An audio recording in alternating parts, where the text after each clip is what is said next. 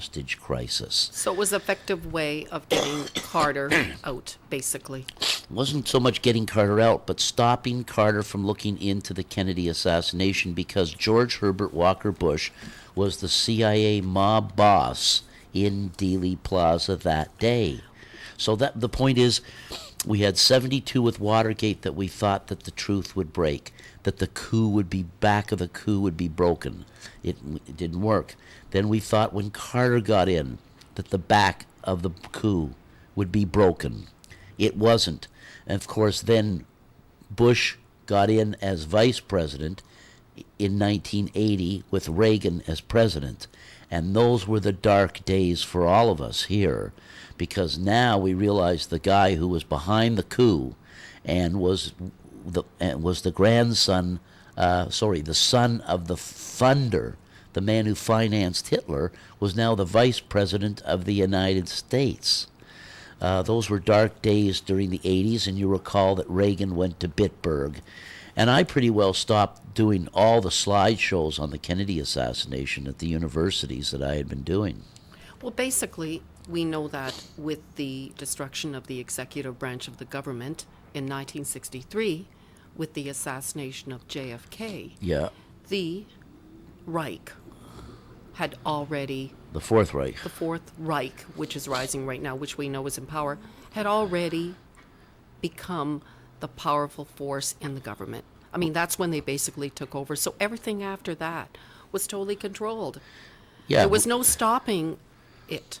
It was there. It was we in didn't know position. that. We were hoping you that were sort of we'd hoping stop that something would be exposed and that it could be stopped. Well, sure. You know what? But of course It that hasn't didn't happened. happen. And of course, then Daddy Bush was in with Reagan, and then of course that lasted for 8 years, and then Daddy Bush became president for 4 years, and then his bitches,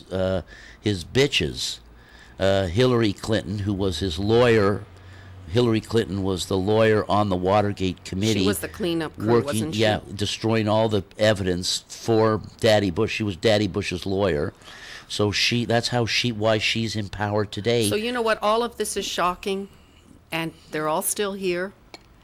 And you know what's shocking is they're all still here. They're all still here. And it's still shocking. And the public it's is still asleep. It's shocking, Lenny.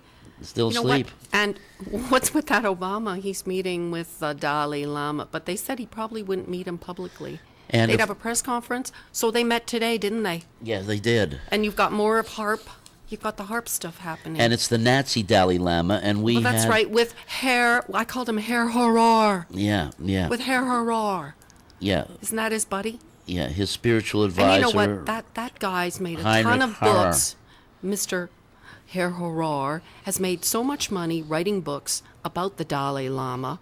Yeah. Millions and millions and millions of dollars. So you've got... There was the hit squad that killed the Hamas commander. News items, and I put and you know up what? The troops in 1961, during the nuke tests, French military purposely exposed soldiers to a 1961 nuclear test in the Sahara Desert to study how the atomic bomb would affect their bodies and minds. That's out of the Le Parisien newspaper. So can you imagine? They used their own soldiers to test the atomic bomb on them. And you've got, more sex scandals, Lenny. Yeah. You've got the former military chief chaplain charged with sexual assault. Yeah. I mean, that's with the Canadian Armed Forces. I mean, come on. He was charged with buggery, sexual assault, and gross indecency in 1972. You've got the sinner clergy told to admit abuse. The Vatican issues appeal as Irish bishops meet. So they're supposed to admit to the abuse. It's too late. Yeah. Lenny, it's way too late. I mean, come on. Can't do anything about that. Then you got the kook that tried to get really close to Biden at the Olympics. How did he get in? It's sort of like the Italian woman jumping on the Pope twice, 2 years in a row. This was a really interesting one here. When the Georgian loser died, which was just a really horrific, sad event, they had the Georgian Honor Guard. Now, you've got that in the paper in the Star. Lenny, did you see the picture? Yeah. It shows them all dressed. They look like Knights of Malta, and they've got the Iron Cross all over the flags there. Yeah. So what happened there? And you've got the Belgian rail disaster. At least 18 people died when 2 commuter trains collided. Now that reminds me of Pelham 123. Now, the do you movie. see that as part was?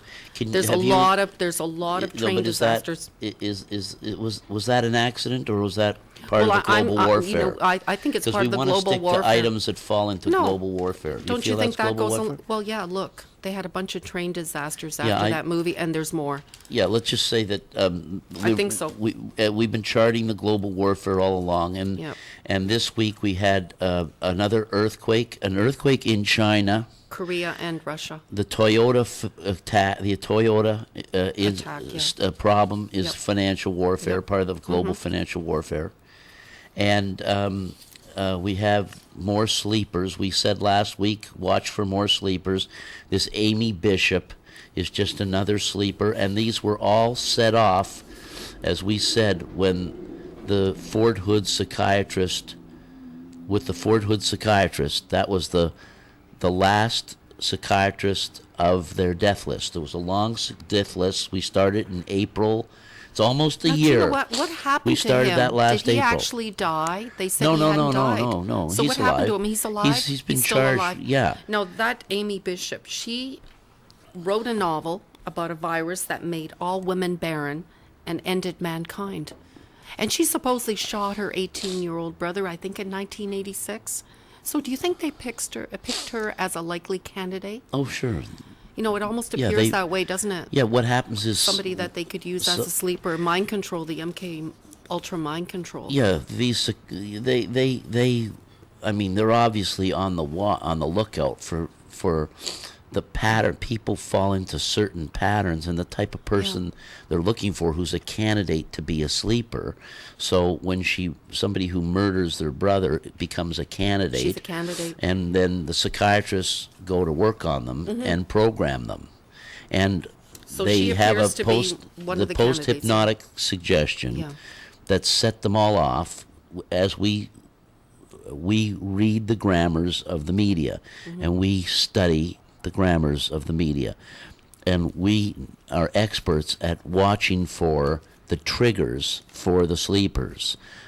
I mean, in Manchurian Candidate, and afterwards, even up to Mel Gibson pointed this out in his film Conspiracy Theory, that he couldn't pass a bookstore without buying a copy of Catcher in the Rye. So Catcher in the Rye was the way in which they would trigger the sleeper.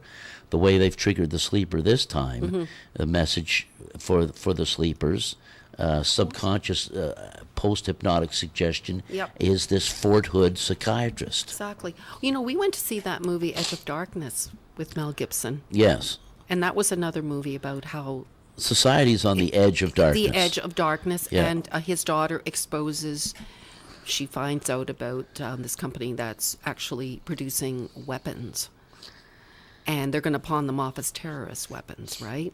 Yeah, So they're the whole thing designing is- the yeah, weapons yeah. so that once the weapon's discovered by the forensic police afterwards, it looks like the weapon was Exactly. manufactured and built by the Muslims. So again, create the terrorist. Right, So right. that movie really exposed a lot. And then Clinton, we're talking about Hillary here. She says Iran faces military takeover threat. So U.S. to impose tougher sanctions on nations a Revolutionary Guard. Yeah, but So what's they wanna- interesting about they this wanna is start that this. war. What's interesting is this, and here's what's shocking. In the last, after 9/11, you recall that the IAEA, the International Atomic Energy Association, Mr. Badar, not Badar, but I'll think of it later, but the leader of the IAEA said there were no weapons of mass destruction.